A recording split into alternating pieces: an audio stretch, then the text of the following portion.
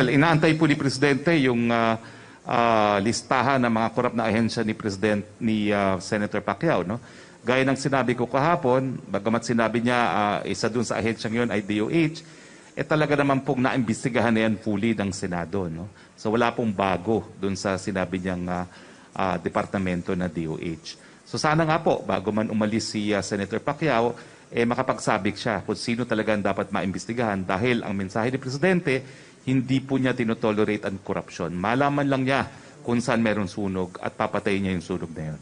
Question po niya, ano ang nakikita ng Malacanang sa motibo ni Pacquiao na tila binabangga si Pangulong Duterte? Sa tingin niyo, tama ba ang estratehiya ng senador para lamang maging bukang bibig ang kanyang pangalan hanggang sa halalan?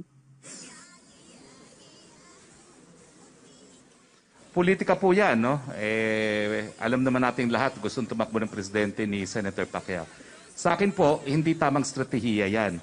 Kasi napakatagal naman pong nagsama ni Senator Pacquiao at ni Presidente. At sa ngayon po, wala naman pong pinapangalanan pang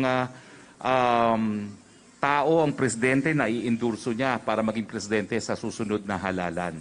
At paulit-ulit ko nga pong sinasabi, no? Binangkita ni Presidente sa isa sa tatlo na posible sana niya noon na na-endorso for President is Senator Manny Pacquiao. Hindi ko po alam kung bakit hindi nakapag-antay si Senator Manny Pacquiao.